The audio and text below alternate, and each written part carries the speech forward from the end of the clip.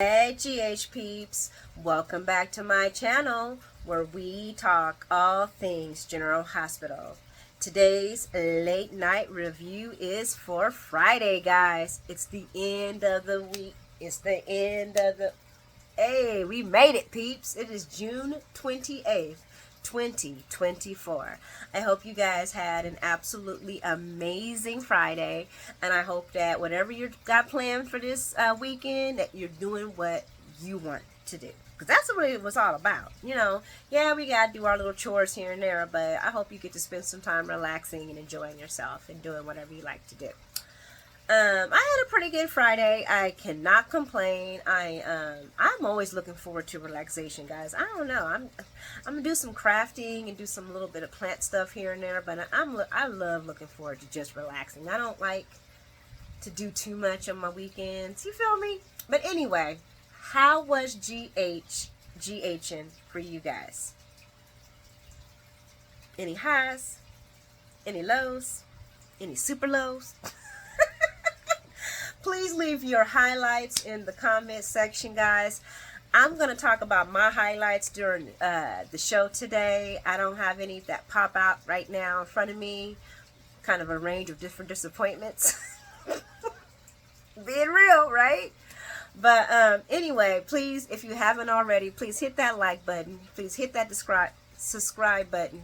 And let's just talk about it, guys. And I mean, it wasn't all disappointing. I mean, I'm looking forward to watching some people get disappointed. Just being honest. But anywho, let's get into it. So the show starts off at Jason and Carly. And Carly tells Jason she knows how she found out. Tells Jason that Sam blames her. Ain't nobody caring but Sam thinking. Nobody caring. Not Jason, not me, not anybody. And she asked him, you had a choice. Why you choose me? And I'm like, girl, stop it. You know why he chose you. You just want to hear him say it. What the hell? Why you choose me? It's obvious, Carly. That's who Jason is. If this was Sam, he would have did the same thing. If this was Elizabeth, he would have did the same thing. He would have did the same thing because Elizabeth's his mother's child. If this was Sonny, I don't know if he would do this for Sonny, but I know Jason, like Sam said, that's what Jason does. He would do this for us because he looks out for people. But when she found out no, not doing that. Anyway. And he didn't want her to know. He also knows that Carly would have turned herself in, and that's another reason why he didn't want her to know. But he never thought about bailing on her. He never thought any one time about this was not something that he wanted to do. And Carly feels like she had the right to know so that we could have handled it. And we all know that I agree with Jason. There ain't no we. We gonna get us in trouble. We always gets us in trouble. Your we gets everybody in trouble, Carly. Nobody trusts your we anymore, okay? Carly like, well, that ain't the option anymore. Girl, you turning yourself in with your 30% chance of going to jail. That's the option. She asked him, how does he know that Kate's won't double cross him and say, next mission? She don't know. But I don't think I honestly gonna say, I don't think Kate's would do that. Maybe if it was a different FBI person, possibly. But I don't see Kate's doing that. I would be shocked if he did. But I don't see him doing that. Because it seems like to me, he's ready just to go. He's ready to knock Anna up and just ride into the sunset. At least to me. I don't know. I could be wrong. But I wrote she needs to sit her butt down somewhere and raise Donna. She really do. Carly tells Jason about her exploring other options. And he's like, what other option? What are you talking about? Who have you been talking to? And she's like, I've been talking to Diane. And she says 30%. And he's like, you could probably lower that a little bit more. More like maybe 5% of you going to jail or not going to jail. This girl wants to call the FBI bluff. I can't with Carly. You want to bluff the FBI. Okay. Girl, cut it out. I love when Jason said this, and he was getting very loud when he said this. If you do that, everything that I sacrificed, everything that I went through would mean nothing. Nothing at all. And I'm thinking, didn't Spinelli just tell her this? And I wrote, so please don't shit on him. Please don't shit on what he gave you, girl. Jason brings up her doing 20 years in federal penitentiary, leaving Donna behind until she grows up to be a grown-ass woman. That's not even add that she will be left with her daddy that ain't even on his full meds right now. And he would be left blaming himself and feeling guilty for not being able to help her. And I'm like, Carly of course says it's fine, but she don't mean it. She don't mean it. Because the next thing we know, she talks about, but what about my cost? What if I can't live with the cost? Girl, can you live with the cost of sitting there for 20 years? I mean, that's not even think about if you had kids. 20 years, Carly. 20 years, okay? He did 2.5 years to your 20 years. Girl, if you don't sit your butt, you is not built for jail, Carly Corinthos. Spencer, you is not built for jail, sis, okay? And Jason tells her, you don't have to live with it, I do. He tells her again not to get in the way. And of course, she ain't listening. I can see it now. Carly Spencer Corinthos, handcuffed with beautiful flowing hair. I did it for you, Jason. I did it for you. Oh my God. I almost was like, oh, girl, go ahead. Go ahead, call the bluff, see what's going to happen. I'm running for everybody to go to jail right about now. I'm just so tired of this. And I was thinking to myself, what if, okay, so just bear with me, peeps. What if Sonny, gets on the meds again, he gets right back, he starts to rethink his life, and he starts to see and he hears about why Carly and Jason, whatever, all that other stuff, and, immense guilt and immense understanding comes into his body. He's like, you know what? I'm going to take the fall. They somehow make it out a deal where Sonny takes the time and Carly gets to sit with the kids and Avery, because we all know Avery ain't getting Avery. We all know that ain't happening. Avery going to Mama Carly. I'm just saying, right? And Sonny goes and does time, and that's him writing himself off from the soap operas. Could happen. I don't know. Just that thought hit me as I was watching that scene. We're going to mosey on to the Quartermaines. And I'm just going to say right now, we have enough boring ass couples on General Hospital. And I don't know who could be more boring. Brooklyn and Chase or Willow and Michael. There's these couples are just so blah. And I know nobody likes Nina and Drew, but at least it's like disturbing to watch, but you still watch it. You know what I'm saying? These couples are just like watching paint dry, literally watching paint dry. But I'm gonna get into it. So oh, and I wrote, and I'm gonna ask you guys' opinion on this one. With this whole entire Brooklyn having angst against Finn, is she really a good person to be around Violet? I mean, every time they say his name, she's like, I mean, this is this girl's father. She don't need that. She needs somebody that's going to be loving and supportive, and somebody that's not going to be sitting here making ugly faces every time his name is mentioned. And Brooklyn really can't be making no faces with nothing because, honey, please stop it. But what do y'all think about that? I was just watching it, and I don't know if it was the petty that was rising in me, or it was just me thinking, like, okay, I'm gonna take it on the flip side. Me and my kid's father. I tried my best to keep my feelings and emotions about how I felt about this man from them. And I mean, no, I wasn't always perfected at it, but I didn't want my kids to formulate a decision about their father based on my reactions or anything. And that's their dad, you know what I'm saying? Is Brooklyn, who really can't hold much, if anything, going to be able to check her attitude when it comes to Finn? Because Violet is his daughter, and she loves her dad. No matter what's going on, no matter what's he doing, she doesn't see it like the grown-ups do. You know what I'm saying? That's her daddy. No matter what's going on with him. Is she gonna be able to check her fifis at the door when it comes to him? Because I feel like she's gonna have to. All this little uptightness that she got, she need to wash that in the laundry somewhere, because Violet don't need that. She does not need that at all. But that's what I wanted to add. Y'all let me know what y'all think about that. But basically, Brooklyn tells him about Tracy and Monica and Olivia's ideal about them moving into the Quartermaines. And Chase kind of sways back and forth with it, you know what I'm saying? But he eventually decides that staying with the Quartermaines is a good idea, at least for the summer. I don't blame him. For the summer, and then after that, we gotta go. If Quinn ain't home, we ain't staying. We need our own practice. And I feel him on that.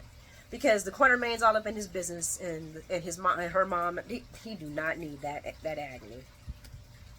It is going to be nice to see all those people in the Quartermaines house, even though half of them are not the Quartermaines. Oh, I miss the Quartermaine family. I miss the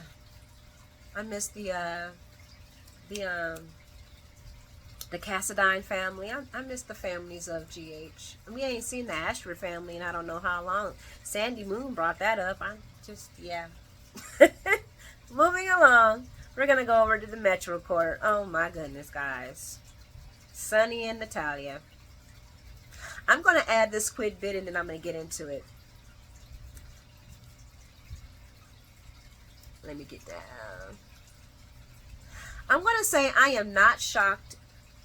When I say I want to say that I am shocked that Sonny would. I am not shocked that Sonny would be interested in Natalia, because he's always had a thing for beautiful, manipulative women. If you look at his past women, Natalia fits right in there. She fits right in there. I mean, it's almost like we're getting the Sonny of the old, because this is how he was dating before. Remember the one? I can't think of her name. The one who kidnapped that Michael had to take out. He has a thing for manipulative women. Connie. He has a thing for manipulative women. Connie was taking Sonny through some hell too. And the other one, I can't think of her name right now.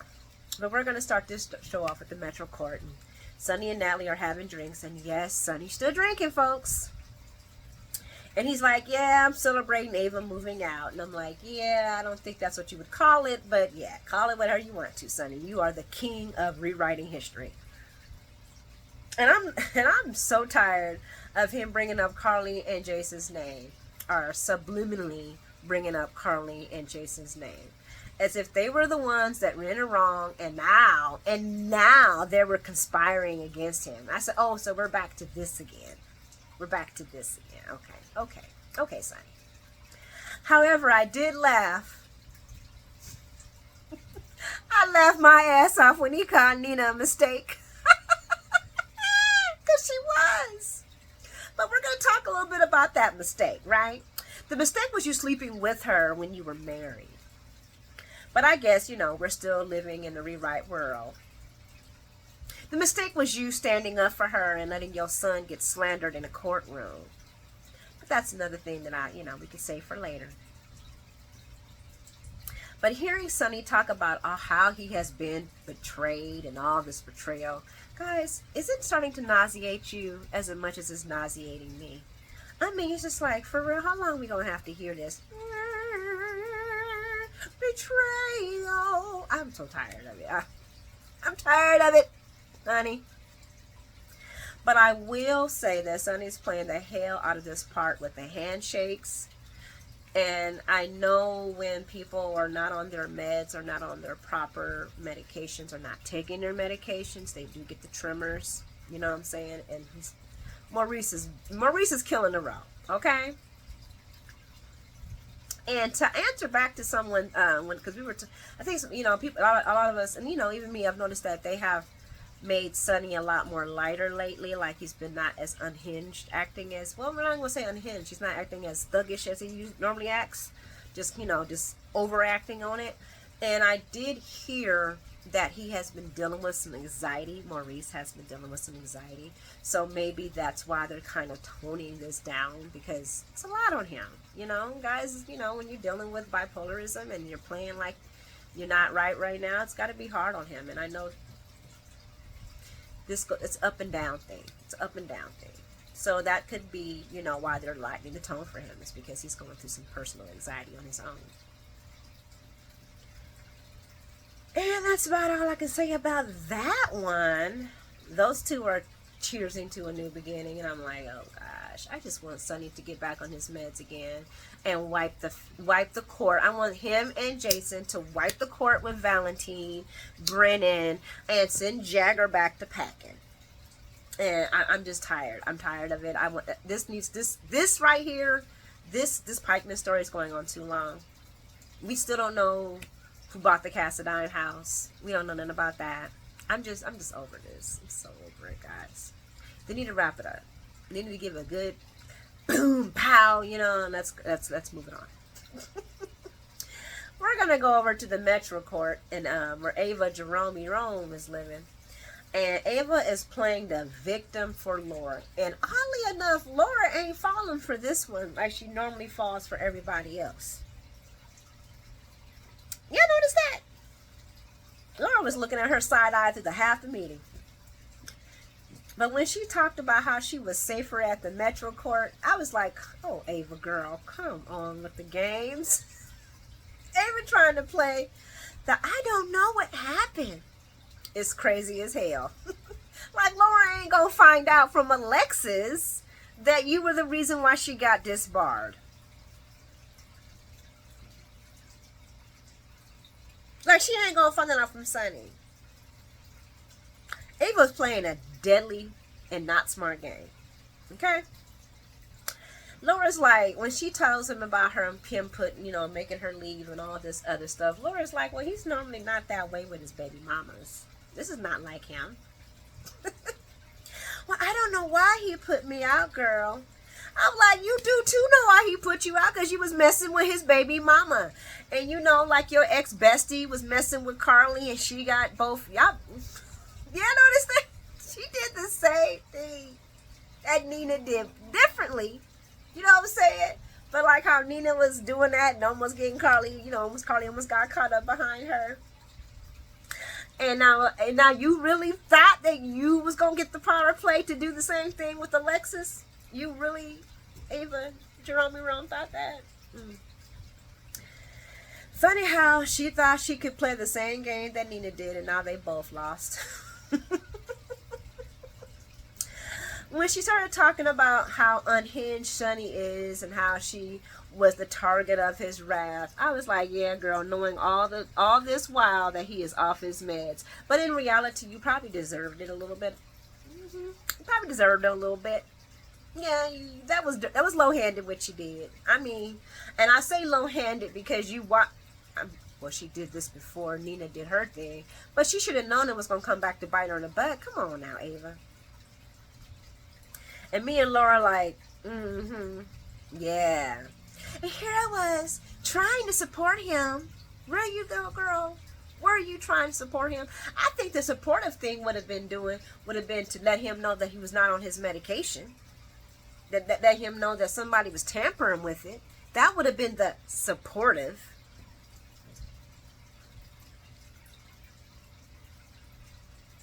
But now she's left all on her own. I'm like, girl, bye. And so is Laura. And Laura ain't falling for it, though. And that's when Ava flips it on Christina. And she tells Ava about Sonny beating someone at the wedding, but won't mention who it was. And then she mentions Sonny's mania being the reason she wants Avery out of the house. But I'm like, but you had no problems with him being not on his meds, correct, and drinking along with his daughter in the house, where you were at the gallery, taking his daughter on, you know, to the swimming pool, doing things with her. You had no issues with that, Ava. Oh my gosh. This just proves that Ava Jerome is still very self-serving. And this is something that Kiki would always accuse her of doing. And I'm going to add, I am so freaking tired of the custody battle crap. I mean, how many custody battles do we have to go with poor Avery Corinthos in the middle? And I remember one of them having to be where Carly had to marry him so they could shut that down. Oh my gosh, guys. And they're all talking about it like this is some new big thing. The biggest custody battle in the world. Oh my goodness. Guys, no, they're trying to act like we're stupid. Like, we don't remember the other ones. We don't remember the other custody battles. Come on, GH. Something fresh, please. This is not new. I don't know why the other soap played with people, the other little, whatever you want to call them, not like Albert, and I'm not talking about Albert and Brock, and Brick and all of Brock, and all of them, and James and all of them. I'm talking about the other little tidbit soap source. Like, this is going to be the big soap, the biggest custody, the biggest one, really? I think we've been here before. Pretty sure we all know we've been here before. This is not new, and it's kind of boring. Please don't gaslight us. Please don't gaslight us. We are a lot smarter than that. She asked Laura to stand for her in case they go to court. And then Ava brings up, other than Avery, Trina, and Laura. Well, they're the closest thing she has to family. And she ain't lying.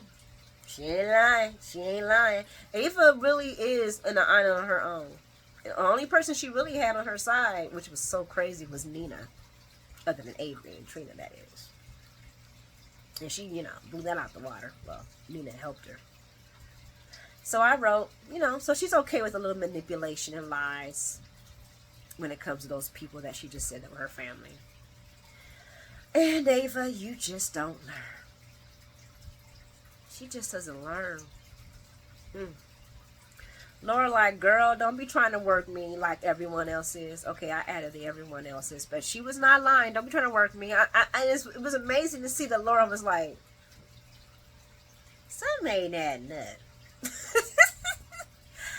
Don't be playing me. Don't be playing me with this, okay? But she basically wants Laura to be a character witness in case Scott calls her. And I wrote, they are going to make Laura regret so many decisions. They are going to make her regret so much. They're going to make her regret helping Heather, looking after Cyrus, and this one. She just, But I hope when Lucky comes back, Lucky kind of like, Mom, no. Mom, no. Mom, no. Mom, no. Mom, no. And she tells Ava that to please not make her regret this. And I'm laughing to myself. I'm like, she will. She's going to make you regret this, Laura Lou. And Laura Lou heads out, and Ava toasts to new beginnings. And I wrote our very short ones. Very, very short ones. We're going to ride on over to Christina's place. And Christina's looking to pass down the center to someone else because she has to go on maternity leave. And I was really kind of like, this was supposed to be something big. This was supposed to be Christina's thing of showing maturity. And I know it's mature to put people involved that could do it better, or she feels they could run it better. But this is what this was about. This was what this was about. Not for her just to pass the buck down, but for her to manage it, for this to be her baby. Got her dad and everybody co-signing on it just for her to pass it down to somebody else. So she can go to maternity leave. And me and Blaze both had to pause and was like, what? Don't you mean family leave? Since you ain't raising the baby, 6 weeks? That's all you need? And you can go back to the center. Blaze is like, what are you talking about? And then, of course, Molly starts going on about Molly and TJ breaking up. And then she says, well, even if they break up in a year. What? So you just going to sit there and hold on to this custody paper like, well, they break up in a year. I can still come and pull the card. And if she really thinks that her presenting and suing TJ for custody is going to really help Molly, girl, you are gravely mistaken. Blaze asked Christina, do you want to help Molly, or is this about you keeping the baby? And that's when Christina tells her about her petition. I'm like, oh my gosh, this is nauseating to the 1000th degree. And says, you know, she's got a 50% chance to win, you know, when it comes to the baby. 50% chance. And I'm like, probably not that high, but okay. I'm not gonna, because she's not gonna be going up against just TJ. She's gonna be going up against Molly and TJ, who, even though she doesn't see their union as a real union anymore, even though she had no issues with it before, now she actually does. They're still an actually binding couple. She's a lawyer and he's a doctor. You are what? You're not married. You don't have a job. You work at a bar. You manage a bar. I'm sorry. You manage a bar. I'm not saying, guys, that a judge would not award a woman who's a single mother managing a bar. What I am saying is, all they have to do is bring up the fact that this is a couple, successful couple, mom and dad in the home. I've seen it happen. I'm just going to say it. I've seen it many times when the dad has won custody because he has a wife in the house. I'm just going to say that. So I don't know about that 50%, but y'all let me know what y'all think. But anyway, Christina asked Blaze if she still wants to, you know, help her out with raising the baby. And it turns out that, you know, Blaze ain't so stoked about being a parent anymore. I mean, like, not at all. Like, her career is taking off and she's got, you know, things to do. And Chris is like, well, I got things to do too, but I mean, yeah, girl, you on your own. That's what you on your own. Blaze ain't trying to be no mama. And Christina did look a little bit like, I was doing this for us, honey. Blaze brings up again, which everybody has been saying to Christina, and she's been so naively not listening. Couples fight, boo. Couples fight. That's what we all been saying. Mama been saying it. Everybody been saying it. Christina is still refusing to see the reality that she would only be hurting Molly by suing TJ for custody. And it's going to horribly backfire, especially if she loses, which I want to see. If she wins this, I'm gonna throw my shoe at the damn TV. I'm be like, yeah, this ain't even real right now. This ain't even real. It ain't even good real. I mean, no, no, I do not want that. And it's not even because of Molly. No, I don't think. No. She ain't even thinking about this man. That's him. That's a piece of him. You didn't even want nothing. You didn't want no baby. You didn't want nothing. Now you gonna rip this man, this baby from him? You have, every time I hear her talk about it like it's just her and Molly's and their family's baby, I get a little sick in my stomach, guys. I get a little sick in my stomach. But I am looking forward to watching her lose. I'm looking forward to watching her lose. And I hope and eventually her and Molly and TJ will be fine. And Auntie Christina will be able to be welcomed back into their baby's life. But no. If I'm gonna leave my other thoughts about this, and I'm gonna leave it for when it actually happens. If it doesn't go that way, I have thoughts about that too. But anyway, guys, I'm going to wrap this up. I think this is it. Yep, this is it. I don't have anything else to talk about for today's show. Please, like I said, leave your highlights, guys, in the comment section. I'll be checking out your highlights tomorrow morning. Yeah, and I will see you guys this weekend. You have a blessed one. Talk to you soon.